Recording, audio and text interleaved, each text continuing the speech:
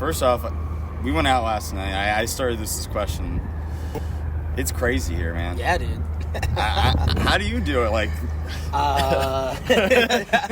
so, someone asked me this the other day, and I was like, I just roll with the punches, honestly. I think I've went out the past 4 nights in a row, but friends are in town, friends of friends are in town, all the time, and I'm playing, and you just, I don't know. Sometimes you got to give yourself a break. You definitely do, but I don't know, you balance yourself. Sometimes I won't drink, but then there's days where it's just like, well, there we go again. Down the rabbit hole. But I think you just kind of get used to the whole thing. I mean, when I moved here, it was just networking on top of networking, and then you just find yourself drinking 5 nights a week with everybody. But it paid off in the end. You meet so many people. Yeah, I'm sure you guys saw that it can get out of hand pretty quick. Yeah, it can get out of hand. I woke up this morning, I was like, fuck, dude. It's like, I haven't done this shit in a while. Yeah, man. So, kind of take me through your week. Like, what's it look like actually being here doing it? Normal week. I mean, Mondays, like, right now, my Mondays are pretty chill. I don't have any, like, gigs on Mondays, but that'll change here soon. Usually I have rights, like, 3 to 4 times a week during the mornings, so I'll get up about 10 or 11 or so, write with some buddies or whatever, and then usually on Tuesdays, Wednesdays, Thursdays right now I have some Broadway shows in the afternoons or whatnot, sometimes a double. I've been playing on Tuesdays. I've been doing like a 2 to 6 and then a 10 to 2 a.m.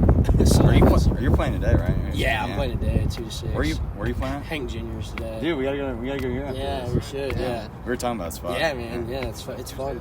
Yeah.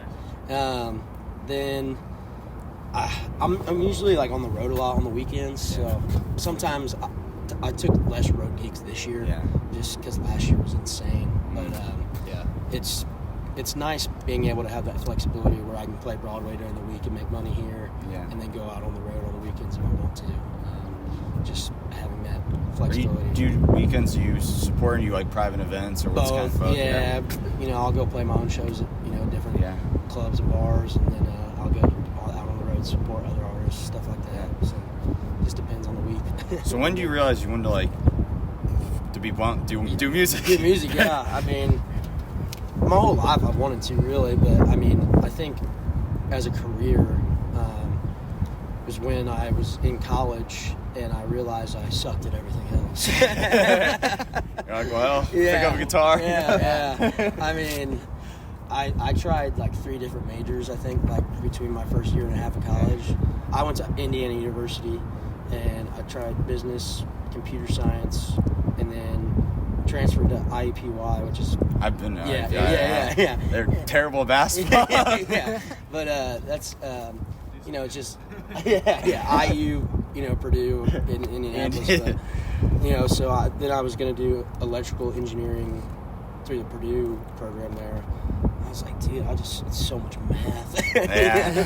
You're talking marketing media guy, dude. I was just like, man, I really just hate, I don't want to come to school every day and hate what I'm doing. So then I ended up studying music technology, got a degree in that, and loved it with kind of like an engineering kind of focus on that. But that's when I realized I wanted to do it full time, and then I had a whole plan to move down here afterwards. But I've played since I was like 4 years old, so it's just this whole thing. It's funny because what I was really excited is, I've done stuff for, artists like, Brian Martin stuff. We've done videos. Here was like, I get to go on Broadway and hear like, country music here is really fucking good. I'm like, where are these guys at? Yeah. And, we're talking to people, are kind of later in their careers, that are like 40s, 50s that have done it down here. And then, a guy like you is coming. So, and it's very interesting to hear how their careers became what they are, especially nowadays. You're now growing up in social media where you can do covers, a bunch of other things. How do you kind of grow your music? Fan base? I mean, one, you just gotta be a little different than everybody else. Somehow find a niche, and I think, to be a genuine person, and to be able to grow that thing is people just aren't who they are on social media, who they are in person. Well, we've seen that a lot. A lot of fake ass people, exactly, and I think that's the number one thing. So if you can combine the two, that's already a great start. But I would say, for me, it's just like, market where I'm playing, because me and my buddy talk about this a lot. We're kind of like road dogs in today's age. Like, we're probably not going to be the ones that get famous off of the blown up social media posts, You look at us, bro. Like it's a $20 mark in a dream, bro. Yeah. I mean, if we do, hell yeah. But we're the ones out here grinding and traveling and growing our fan base that way. And the social media helps, along the way. That's how people follow us. But I think just being consistent with it is the biggest thing, and it's hard. It's a hard thing, man. And there's a lot of people in this town that are good at it. And you just got to be consistent at it. But, we just coined the term last, DM in a dream. That's literally what my podcast is, bro. Yeah, DM in a dream. And that's the other thing is, like, don't be afraid to reach out to people, and ask for tips or tricks. That's the least they can do is, sit back and help you out. Or just not read it. That does, man. You gotta shoot your shot. Yeah. But the consistency thing is that, and putting out music and writing music, write good music. Consistency's hard. That's worse. That's what I struggle with, dude. Some it's like, it's different, but it's like some weeks you have a bunch of videos, and then some weeks you got Jack. I imagine that's like writing. Agreed. Some weeks you can write, and then it's the same thing. And like I go through a lot of patches like that. Right now, I've been lucky where I've been writing a lot of good songs over the past month, and I hadn't for quite some time, But you go through different phases in life, and it's the same, sometimes you're playing a lot more than you're writing, but that's fine, it means you're making money. What's the thing that's made you the most happy, playing music or writing music, or? I mean, it's a combination of both. I mean, when you get to play your own songs to thousands of people, I mean, that right there is what brings me the most happiness. I mean, play on stage. I mean, definitely, it's definitely therapeutic to sit and write a song and get all those feelings out finally. What's kind of your process with that? For me, I mean, nowadays I do a lot of co-writing, which is interesting, because when I started this, really started writing, it was just me, writing. And nowadays it's like I kind of get away from that, and kind of makes me sad. But I'm like, I wish I could get back to writing by myself a lot more. But you just get so caught up in what this town is, you never find time by yourself, to sit down and like express your own thoughts, which that needs to change, but but a lot of people will tell you the same, but I would say, for me, it's always we're always looking for hooks or something like that, or way to just titles, and then we'll go in a room and throw some stuff out there and talk about what we're going through in our lives, how life's going, and, sometimes it can be serious, sometimes it doesn't have to be, really depends who you're writing with that day, how close you are with them, but then, you just kind of write what you're feeling and write towards the hook, maybe, see what's going on. I mean, sometimes it'll take 30 minutes, sometimes it takes, I've had a write take 8 hours, it's just. Do you, we were talking about this literally before this. Some people play like 35-minute shows and they get tired. You're out here playing 4-hour shows. Yeah. Crazy. Yeah. Do you write something? You're like, okay, I'm just gonna test it out here, just see what the vibe is of that. Yeah, absolutely. I mean, I'll test out songs all the time. Yeah. I mean, we play these writers rounds all over town. And so you can constantly try out, new songs at writers rounds, see how they go. And, like I'm playing a writers round tonight at Live Oak, and That's a good one. Yeah, That's I a good love round. Live Oak, and playing one there, and I'll probably play a newer one, You get tired of playing the same damn songs over and over again, and you're like, damn, I know these are probably my 3 best songs that I have, but it's time to put in some new ones in the rotation. You were asking about how playing the crowd, or how do you kind of go about your shows? Do you have songs in mind the night before? Yeah. I mean, It depends on the show. I mean, like Writers Rounds, I'll put in order what I think is the best thing. Yeah. Whatever my 4 songs are. When I'm playing like a big show, like last year, when I opened for Russell Dickerson, it's a show of like 3,000 people, sold out. And it's just me and my guitar. Yeah.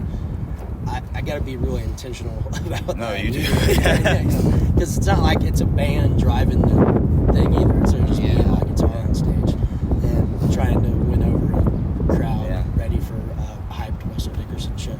So, like then it's like I'm going to play my songs, but also going to play some good covers, to win them over a little bit. But and Broadway is just requests. People go crazy with those requests. I know, man. I've seen some pretty crazy numbers to hear some songs. Yeah, man. Yeah. Last night, we went to Hank's to watch my buddy Donnie Lee play, and I mean, there was 100s just flowing in there. That's absurd. People easily tip $100 to hear Dixieland Alive. Yeah, dude. Yeah. We always try to get 100 for Doe down to Georgia. Yeah. What's your most favorite moment or location that you've ever played, or any sort of story like that? Any? Oh man, It was the favorite. You still got a couple beers in it from last night. Yeah. Down here, or just like anywhere ever. You can. How about in Nashville? And Okay, in Nashville. Let's say in Nashville, I do love playing Hank Jr.'s, but I mean there's been some nights at like Casa Rosa or something, like Miranda Lambert's, late on a Saturday night you're playing, it's just like, I don't know what's going on. I'm hammered, you're hammered. It's like, it's whatever, but it's fun. But I'd say some of my most fun shows, I play a lot of college frat parties. Really? Yeah, man. I'm going up to IU to play one this weekend. That's crazy. Yeah, and it's just like 2,000 people packed into like a big ass backyard, and I mean it's pretty fun. But yeah, those are the more fun shows. So definitely excited for that one this weekend. What's the craziest thing that's ever happened to you while you've been playing? Anywhere? Yeah, anywhere. That's a good question. Yeah. Dude, it's probably some like drunk girls coming on stage and like attacking me. I would say probably at those like frat parties, man. Like, just like, Get pretty crazy. It's like a mob. That's pretty much what it is. Yeah, I mean, girls on stage and just like flash the whole crowd. All right. It's kind of funny. I don't want to like say, but like I always see artists out there and they're just at a concert and that's pretty tame. You know what I mean? Like you're just at like a pavilion or whatever. Yeah. And I'm like, okay, these guys gotta be like nervous. And then I come here and I hear about the frat, and that must feel like that must be the piece of the night. Yeah, man. It's the backwards how I thought. Yeah. No, it's fun, man. Those. You just never know what to expect at some of those shows. That's what makes it fun, though. You're just like beer flying everywhere. It's just, I got to clean my whole freaking rig the next day. Wipe it down. But it's fun. That's why I keep doing them. Pay well and have us come back. They love us. That's what matters in the end. You put on a party. It's what's going to happen. I imagine you come in every year with a bunch of like goals which kind of goals for this year? This year I want to work towards a publishing deal. More steps towards that because in this town that's the goal is to get paid to write songs. That's otherwise we're just writing songs for free, which is fine. That's what we do anyways. But whether getting one or just getting closer or talking to many publishers, getting feedback, and you're always looking out for maybe a label deal or something along those lines. But nowadays it's all about social media numbers. That's what I was saying. They labels probably won't even talk to you if you don't even have 50,000. That's crazy. It's a different world. I feel like. I feel like also too is lot of people make songs like because they're like, oh, I know it's gonna get hits. It's not as much. Yeah, it's people make. Yeah, you're right. People write songs these days to. It's got a catchy little hook, and you can make a little TikTok dance to it. Yeah, man. And it's just like, where's the substance? Yeah. You know, and it's like, I get it. You know, we're all trying to do the same thing here. Yeah. You know, but you know. How do you put substance into your songs? Yeah. That's a great question. I would say just. That's a good one. Yeah. Thank you. Man, I would say just write about real life things. You know, like write about my story and what's going on with me in everyday life. So, you know, you just can't argue with what's going on in everyday life. I mean, but you know, we make up stories all the time too. So there's that as well. You know, it's just. But if you can write about what's going on in your life and your friends' lives, and also if you can take what you see from other people's lives too and write about that, I think that's some of the greatest substance you can write about. Because that, you know, you're not just writing about yourself, you're writing about what you see and gather from around you. And that's what makes people good writers. Yeah. You know. And you talked about the show with Russell, but like when you're on with, you know, big artists, you know, open from, do you ever get to like talk to them and pick their brain a little bit? Yeah. I mean, you definitely get to talk to them and you know, just talk about life. Yeah. You know, shoot the shit. Yeah, you know, in those situations, I've tried not to talk about music too much. Yeah, you know, just keep it. Keep it. You know, it's like anything. Just like anything. Just talk about life, how they're doing. You good dude, they'll throw in some tips here. Yeah, exactly. 100%. Yeah, and they'll remember that. You know, you get their number or something. You know, whatever. They'll remember you next time. You know, but yeah, man, it's country music.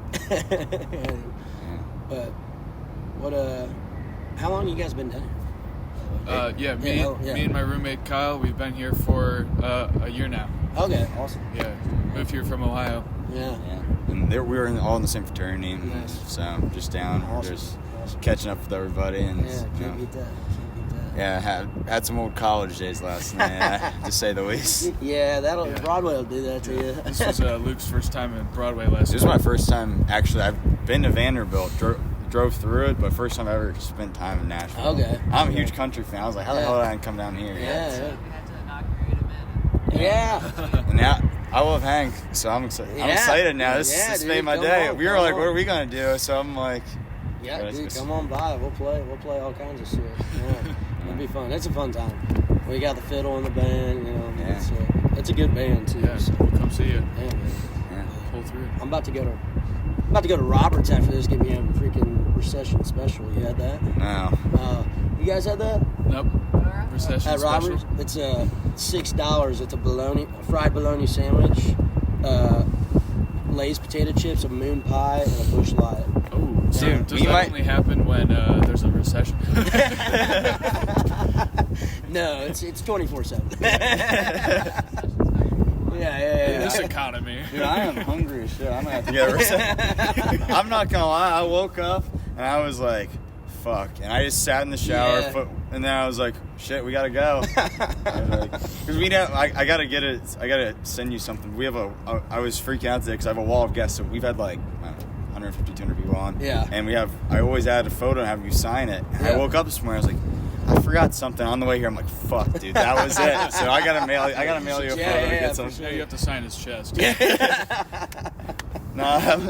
that might be a woman after. Got a Sharpie in the back. Yeah. No, dude, I brought how do you?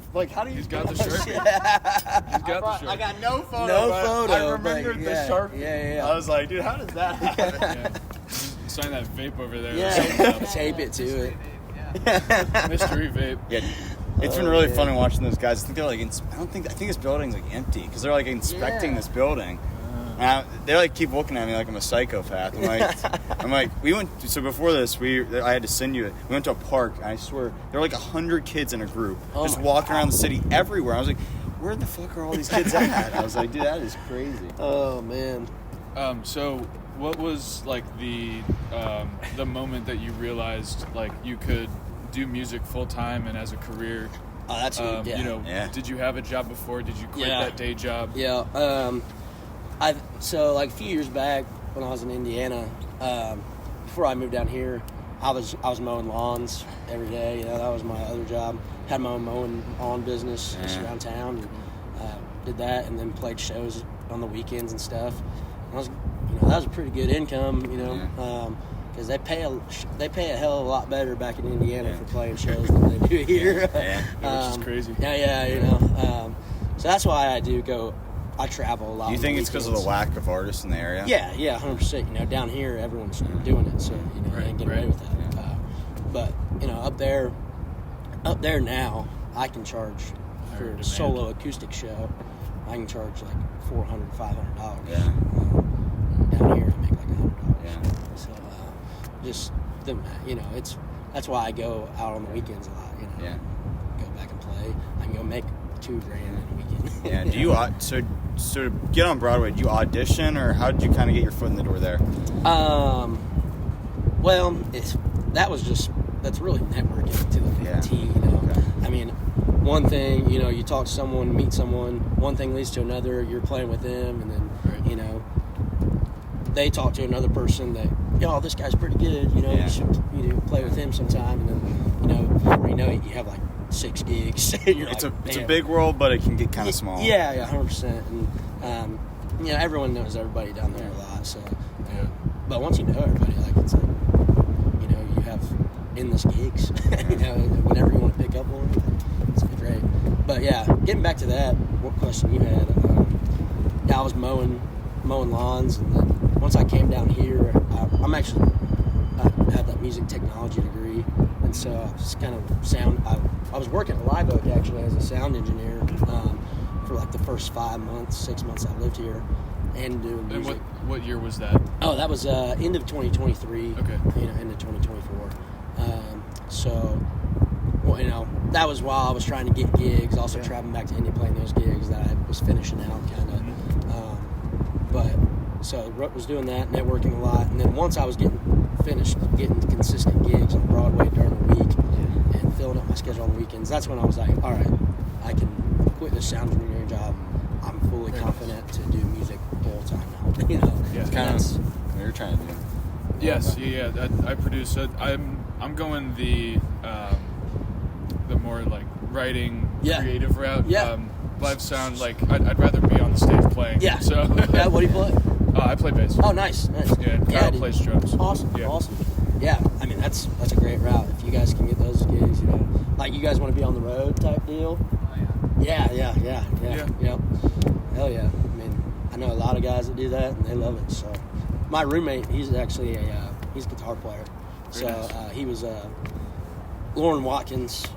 He was her guitar player all last year on the Morgan Wallen tour. That's great. So Wow. I know. I think about that all the time. I'm like, dude, you played like every stadium in the U.S. last year. That's absurd. And he's just like, so nonchalant. yeah, he's like, I don't really think about it like that. He's like, we were the first opener, and I'm like, dude, you played every stadium. It's The day-to-day life going through that. Yeah, that's the That's thing. crazy. Yeah, I was like, dude. He was like, yeah. I'm like, all right. Very humble. Yeah. No, he's a cool dude. Yeah. Wade Davis, shout out Wade. I think that's helpful to be able to be super humble about it like that. 100%. Doing that. 100%, man. I mean, I go through my day and I don't talk about who I, know or open for. That's it's just like when people ask, it's like you get to talk about it and it's cool experiences, but being humble. It's like talking about life. Yeah, it's just talking about life. It's just talking about life, and it's all cool experiences. But yeah, for something like him, it's like that's his job. That's his life, and that's his job and career, and each opportunity leads to the next. And we're just out here grinding. That's the biggest thing. Yeah. So then about it being a job, right? How do you make that? How do you make it live every day in, day out? You kind of talked about that earlier about you're drunk, I'm drunk on the stage. That gets old after a while. Yeah, right? man. So how do you keep it fresh? Yeah. I mean, getting to play with your friends every day is a fun thing. Yeah. But I would say also getting to play, taking new opportunities all the time. I don't say no to a lot of things, Yeah. you know, and I've learned. I'll say no to certain things. You know, like it's different. You know? Once you get to the position that you can say no to stuff, that's when you know you've made it a little bit down here. Yeah. You know, to where you can say no to certain things. But like I don't say no to a lot of gigs or a lot of opportunities, just because you never know who you might meet or run into, or you know where that can lead to. So I would say that's a great way to keep things fresh, and also just learn new songs, write new songs, go into every day not being like, oh, another gig. You know, that's the biggest thing. It's like, hey, let's have a good gig today. You know, because that's the best thing about Broadway is it's a different crowd every day. You know, like that is something that you don't think about. Yeah, it's true. This place is always bumping. I was shocked. I'm like, it's a Tuesday morning in the middle of like March, and it's like, it's not like when I go back home and I play the same bar.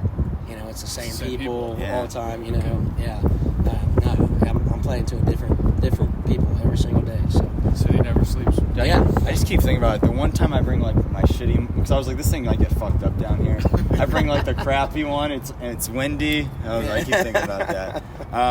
So I always ask this one. I'm going to cater to music because we have a lot of athletes. Obviously, it's sports. We always ask like, what's a piece of advice for a kid like looking to get into that sport? What's a piece of advice for like a 12, 13-year-old kid trying to get into music? Yeah, I would say, well, for me, I was an athlete as well. You know, we got to talk about that a little bit. We got to talk about some sports on March Madness. Yeah, I grew up playing basketball and football in high school and stuff, but I always played music.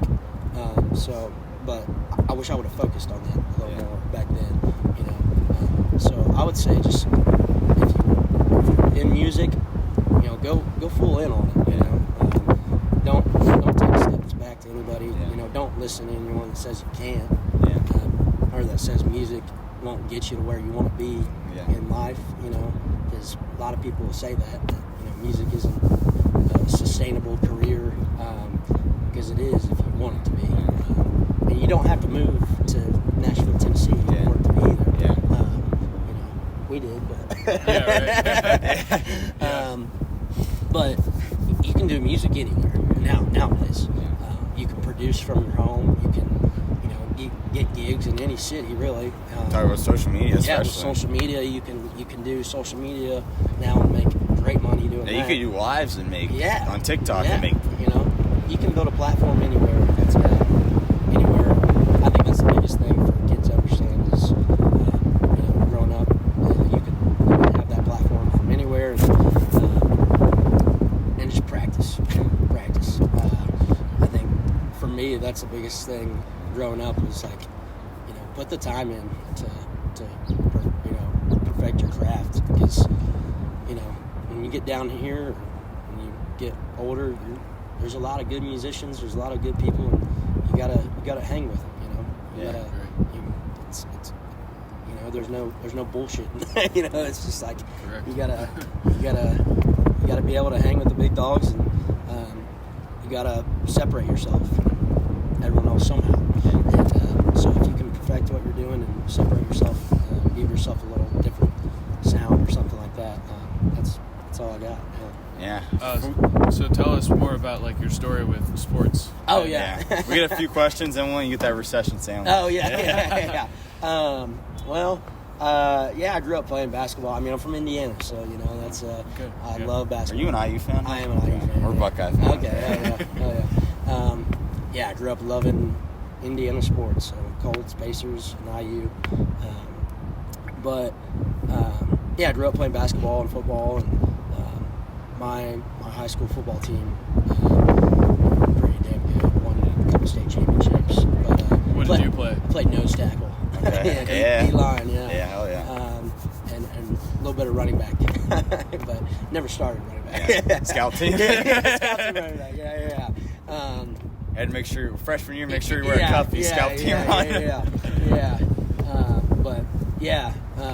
Basketball team was never good until after I left. That's how it is. They made the Final Four this year.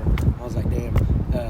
They had like a trio of like brother sister duos that came through. And you know, it was like some nuts lineage. Yeah.